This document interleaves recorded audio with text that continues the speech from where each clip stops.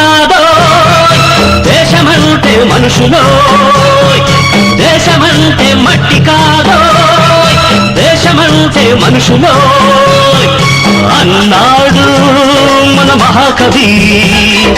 అదే అదే అదే అదే నా పల్లవి. దేశమంటే మట్టి కాదో దేశమంటే మనుషులో.